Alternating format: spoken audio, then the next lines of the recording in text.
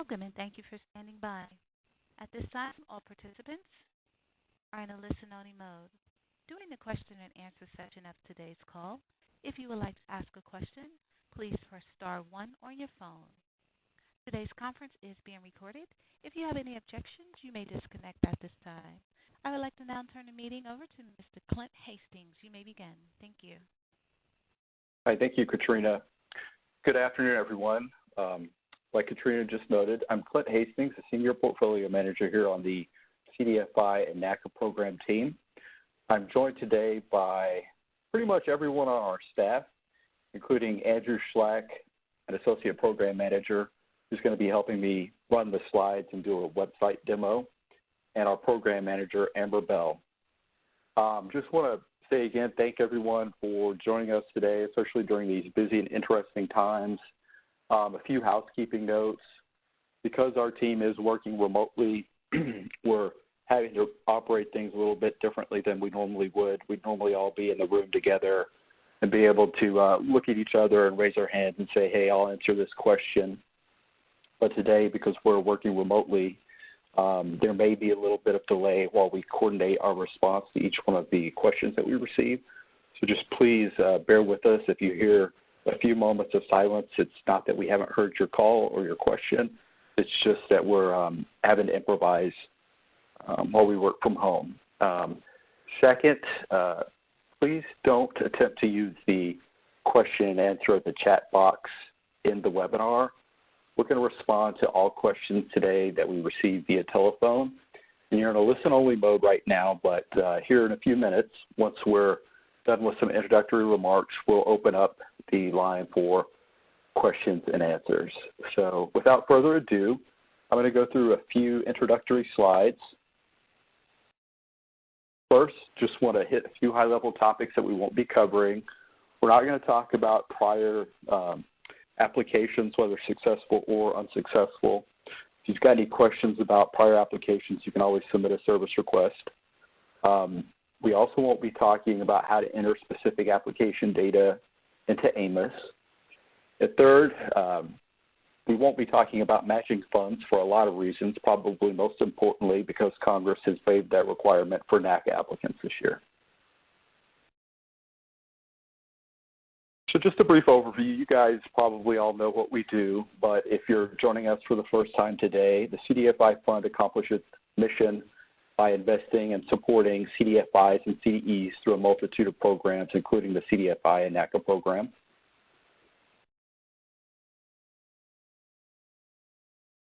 And the NACA program has two different types of awards: financial assistance awards, which include base financial assistance awards, and then 3 different supplemental awards: the Healthy Food Financing Initiative, or HFFI-FA, Persistent Poverty County Financial Assistance, or PPC-FA, and Disability Funds Financial Assistance, or DFFA. We also have Technical Assistance Awards.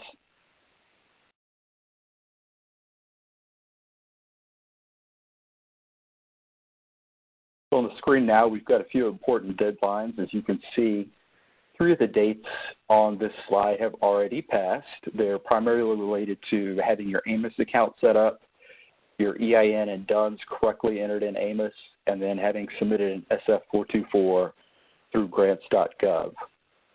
Please note there's still 3 additional dates, well, 2 dates for 3 different deadlines on the screen. April 17th, 2020 is currently the last day to contact the CDFI or NACA program staff for questions about your application. And then the 21st is the current application submission deadline, and it's also the last day to request IT help regarding your application.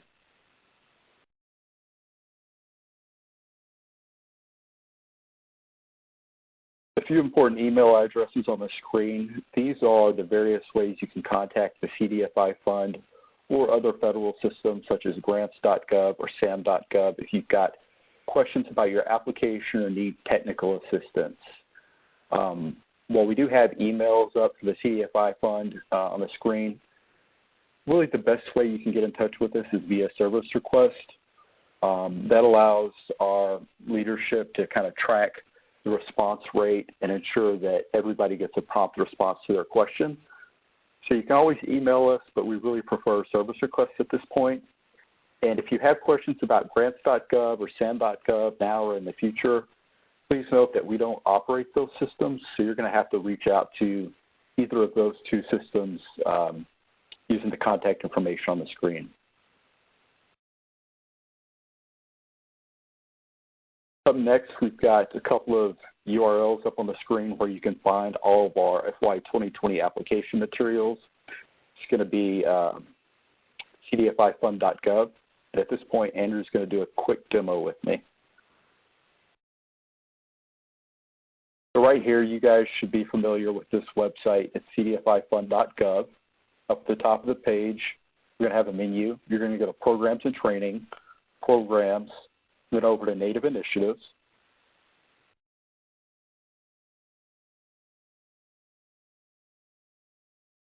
And then scroll down, probably about halfway, 3/4 of the way down the page.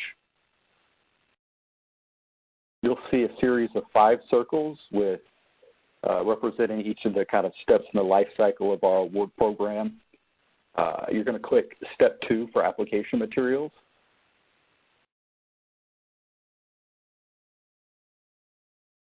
From there, you're going to see a variety of things, including some important deadlines again up at the top of the page. You're going to see a series of the webinars we've done for this funding round.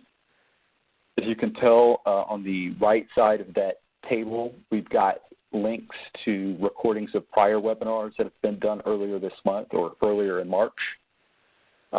We had a call for the CDFI program yesterday. That recording is not available yet, but that recording along with this one will be posted within the next few days as soon as they're available. You can access them on this page.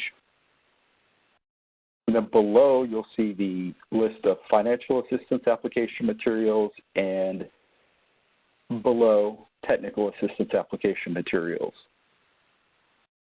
It's important to kind of check this page every so often. You may have individual documents bookmarked directly to the file. However, from time to time, we do update them. Maybe we get a bunch of questions in, and then we update with a new FAQ. It'll be a different file. So I would advise checking this page every so often to ensure you're accessing the most up-to-date application guidance materials. And below each link, you'll see the most recent date in which we've updated information. So like right there, you'll see the FAQs we updated just about a week and a half ago. So Andrew's going to pull up the FAQs. So you'll see we've got in this document a whole host of questions that we've received fairly frequently from our applicants and potential applicants. Our most recent big update is a topic that Amber is going to chime in and cover.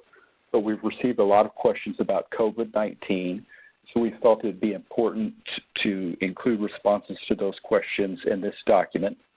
So at that point, I'm going to have Andrew scroll down, show some of those questions, and then have Amber walk through some of the responses that we've provided. Thank you so much, Clint and Andrew. So this is Amber Bell. I'm the program manager, and I'm so happy that you guys joined us today. So, you know, clearly the elephant, or not so elephant in the room, is that, you know, we're all dealing with a, you know, uncertain times with the implications of COVID-19, and we're all grappling personally and professionally with, in our organizations and our communities, on how to respond to COVID-19. And this is a really fluid environment, and we understand that there will be changes in the larger global economic environment as well. So as such, you know, we understand that there's been some rumors flying around about what the CDFI fund will or will not do, and how do you respond to your application if you are already halfway written. What do you do about this, right? So we took the top 3 questions and we put them in this FAQ, and I'm going to highlight them here. But the first one that isn't on here, but I've heard some rumors around is, you know, I'm going to get more points if in my application, I directly address COVID-19, and that is not true. The CDFI fund and the CDFI program is going to be, and the NACA program will be following the rules in the NACA NOFA. And as such, we have described in the base FA evaluation process document the process that we're going through, the 8 questions that external reviewers will be reviewing you on, which is based on your business plan, and the 4 questions that the CDFI fund will be reviewing you on. And none of those questions specifically say, how are you responding to COVID-19, or are you responding to that? So while we understand that this really hit home about a month into the process, we understand that. So no, you will not get more points if you directly address this issue in your application or not. The second thing that kind of blends into this is how our application is going to be evaluated as a result. We are going to be using the exact process outlined in those application documents that I talked to you about around the NACA program TA evaluation and the base FA evaluation process. If necessary, we will be we will be giving guidance to external reviewers around how to evaluate the fiscal year 2020 applications given the current economic environment. So, that leads us to our next question, right? So what if I do get an application, if I submit my application and I get an award, what happens if all my projections are off and I don't understand what's going on, and, everything is off due to these unforeseeable impacts due to COVID-19? What are my options? And this is true for everyone who has applications currently that will receive awards. With or without COVID-19, is that once you receive an award, every applicant has the opportunity to request a modification to their PG&Ms. We will be looking at all of those modification requests, and we will be taking into account all the issues the CDFI is facing, as well as larger economic circumstances that are outside of the CDFI's control. So, please understand that in the months between you submitting your application and preparing your projections now and the time that it's announced at the end of September, a lot can change, and we understand that. Then the third question is, you already know now that you think that there's going to be an impact and you haven't finished your application, and so you are going to integrate some of those projections into your application. There's currently guidance already in the application that says, you want to do FA Objective 1.1, which is increased volume of financial products and services. But your increased volume is actually going to be increased over the floor.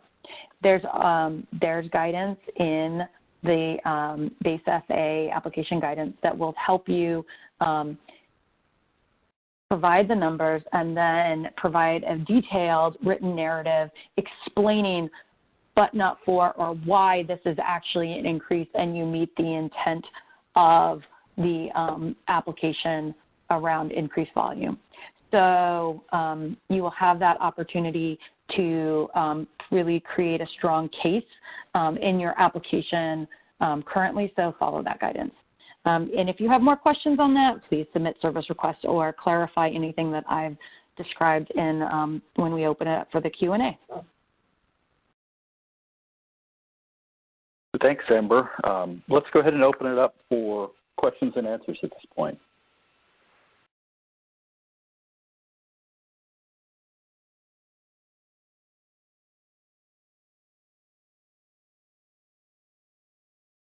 Hi, Katrina. Could you go ahead and give instructions on how to dial in and ask a question? I apologize, my mic. So to submit a question or comment, please start one on your phone, record your name, and once again, that is, please press start. Questions queue. Hey, Katrina, on our end, we're getting a lot of interference when you speak. So maybe check your connection and give those instructions one more time. Certainly. Is this any better? Yes. Okay. Once again, to submit a question or a comment, please press star 1 on your phone, record your name, and your line will be open. To withdraw your question, please press star 2. One moment as questions queue up. Thank you. Thank you. And while we're waiting, like I said earlier, we've got several members of our staff on the call. So it may not be Amber, Andrew, or I that respond to your question. So if another member of our staff wants to respond, they'll introduce themselves and then give you an answer to your question.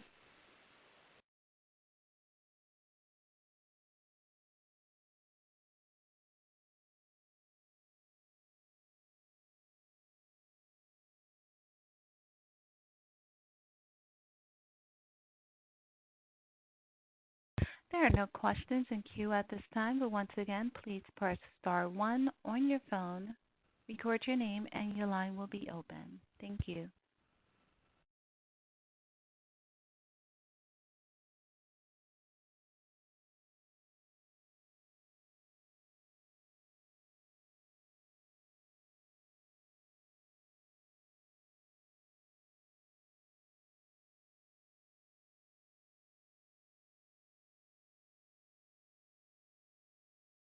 So while you guys are teeing up, this is Amber again.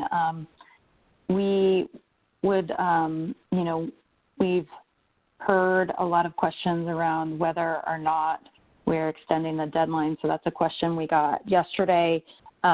We've heard back from a number of you, and currently the CDFI fund is evaluating options and hearing your feedback, and we will communicate that via a Federal Register change and Gov Delivery Notice if that changes.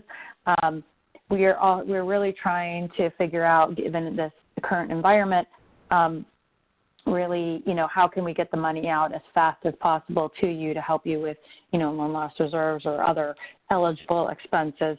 So that's just one thing that, we're evaluating and want to, communicate. But as of today, the deadline has not changed.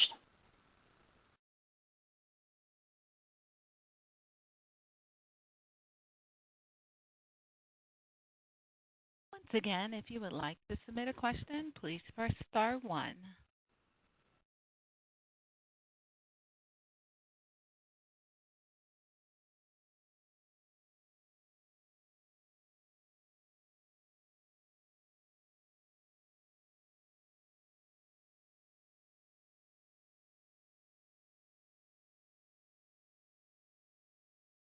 One moment as we open up our first question, please.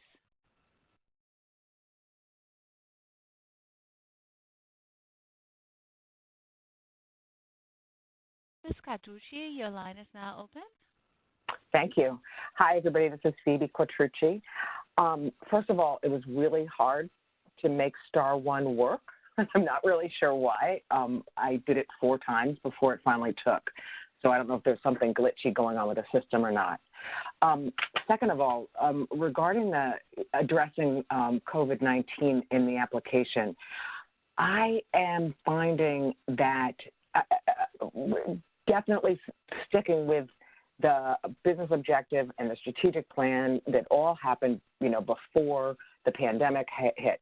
But I'm finding that writing about potential risks is very difficult without addressing COVID-19. So I just like some clarity on that, if our risks include or are centered upon COVID-19 and the potential for, a recession, is that okay? Absolutely. So this is Amber. So what I'm trying to say is the questions are broad, and you should speak to your business plan. And you don't have to ignore it. You just need to write your business plan. We are evaluating you based on your business strategy, which is broken into the business plan, which is broken into business strategy, marketed and competitive analysis, products and services, which you're currently, and growth and projections, as well as, management and track record, which you're seeing on the screen. There's 8 questions. So, what I'm saying is you have to write to your organization, and that has always been the truth and the guidance that we want to give you. So, if COVID-19 is a risk, then and you want to speak to it in your business plan and it makes sense, then go ahead and do that. Great, thank you. I was not trying to say ignore it. I'm trying to give you the maximum flexibility possible. That's great, thank you. Thanks for clarifying.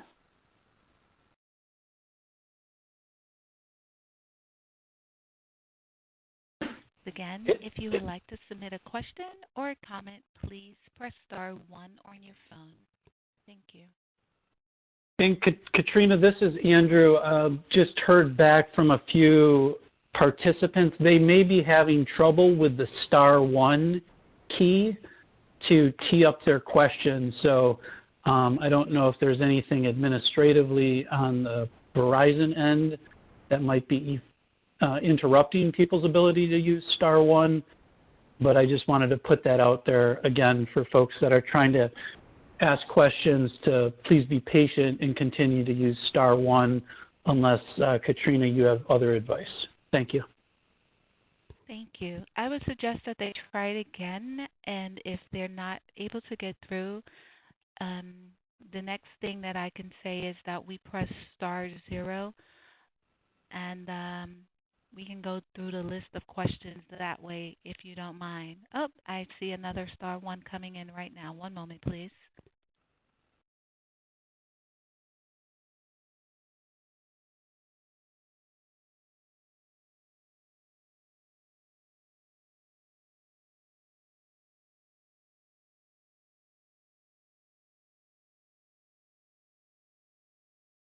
Valerie Blitz, your line is now open. Thank you. Good afternoon, everybody. I think I figured out the Verizon star 1 thing, just so you know. Start from the beginning, and if you keep hitting star 1, star 1, star 1, star 1, it's not going to get you anywhere. So if you clear it out and just start again, it'll go through. So just a little tidbit on that. I have a question. I'm obviously I work for a nonprofit, and we're about to do a big expansion in respect to providing services to underserved in our community and a full education center and whatnot. And we were advised by another nonprofit in Manatee County that they've went through this process. And so my question would be, is this a standard process for some nonprofits for expansion purposes to serve more people, or are we kind of out of our league here? I think we would probably need to know a little bit more about your organization. I don't want to get into too many very specific things about the inner workings of each organization on the phone line, but are you a financial institution? No. So this may not be the program for you then. I mean, if you're not a financial institution providing loans or financial services, then you're not going to be eligible to apply for the NACA program or the CDFI program. But if you want more information about the program generally, to see if there are any organizations that you could partner with, maybe to provide some of the education services that you're looking for, you can always feel free to shoot us an email. And our email address is going to be cdfi@cdfi.treas.gov. Okay. Now, I did see one organization Actually, that I believe is already part of this, local organization. Let me correct myself. That's cdfihelp@cdfi.treas.gov. Okay. So, but I did find a local or financial institution that has been certified, and so would it make sense for me then to reach out to them? I mean, if you know much about the organization and you feel like there's some, potential synergy there, and feel comfortable reaching out to them, by all means, I would encourage you to do that. And I guess let me kind of add one caveat or ask a follow-up question. Do you have any intention of becoming a financial institution in the future? No. Okay. Then what I said will stand. But, yeah, I think we always encourage the organizations that we support to kind of leverage their resources with other organizations in their communities. So, if you think there's potential there, reach out to people in your community. Okay. I appreciate that. Thank you. Mm-hmm.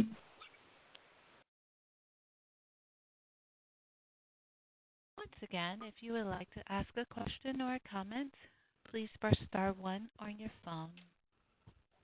And if you cannot get through with star 1, please press star 0. Thank you.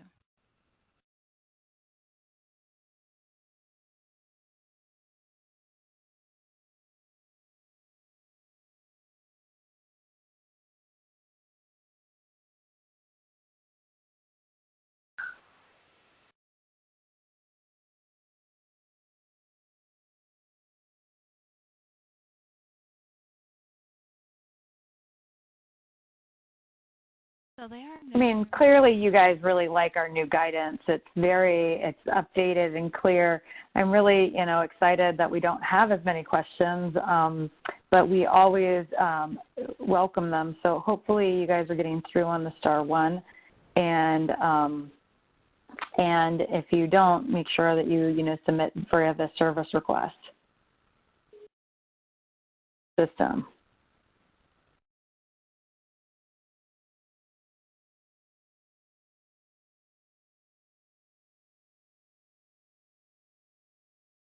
Katrina, this is Andrew. I don't know if it's possible at this point, but it comes to mind that some people might just be having trouble asking questions with the audio feature by doing star 1 or even star 0.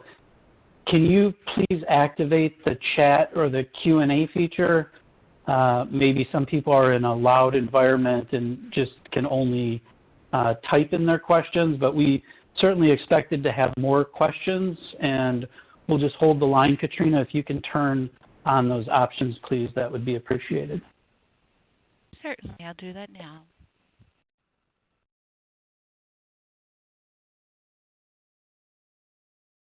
Yeah, so for everyone on the phone line, if you haven't been able to get through using star 1, let's go ahead and get some questions in via the chat or the Q&A feature on the webinar.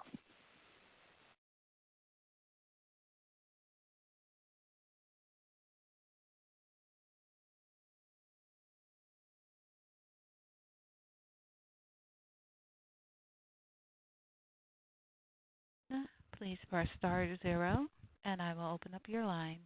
Thank you.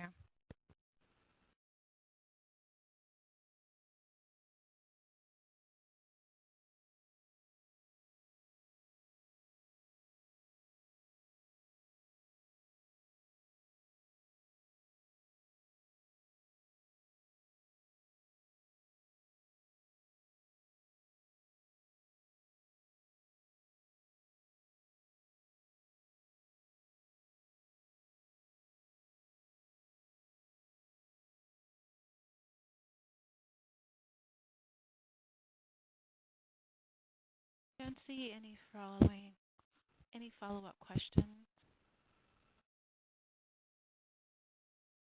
We don't have any more questions via the phone right now? No, we don't. All right. Well, I'm not seeing anything come through on our chat or Q&A feature. Let's give it a couple more minutes at least. We've got quite a bit of time reserved, but we want to make sure that we have an opportunity to give all of our interested applicants an opportunity to ask any questions they may have.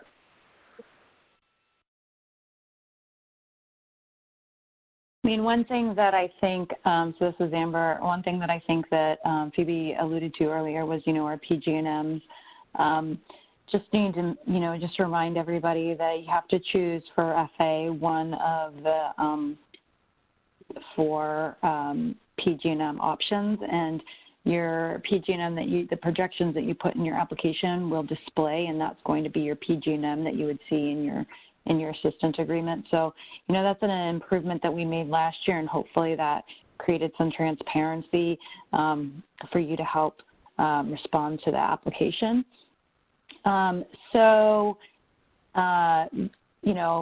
Those are some of the things that we've been trying to do to improve the customer service and the guidance.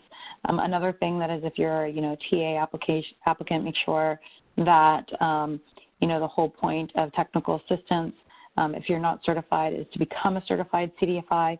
So make sure that when you're responding to the TA application, if you're not certified, that you're really looking at explaining how you can become certified.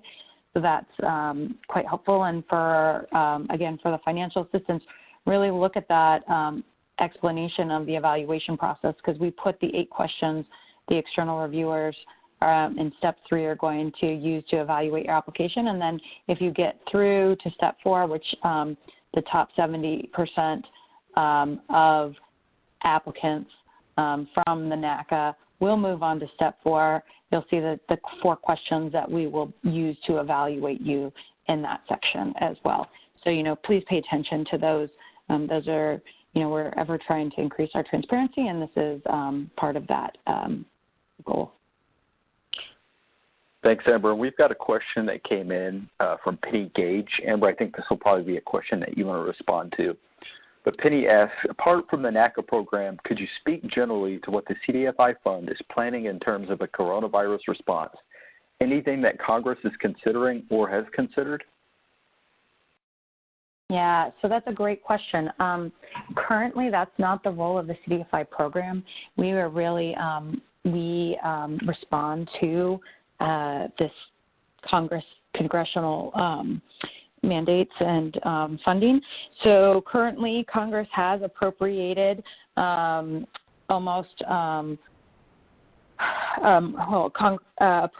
$15.5 million for Native CDFIs in the NACA program, and so that's what we're currently operating under. If there is, we were not included in the first 1 through 3 stimuluses around COVID-19, and so we have not had any directives or additional funding or appropriations to address that. If we do get additional funds, we will work as hard and as fast to get them out in a prudent manner within all of the government regulations and guidance that we need to adhere to. Great question. Thanks.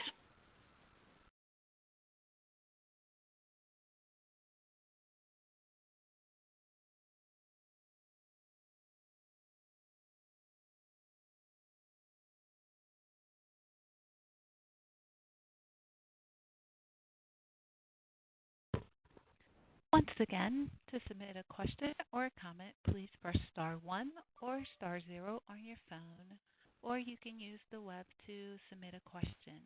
Thank you.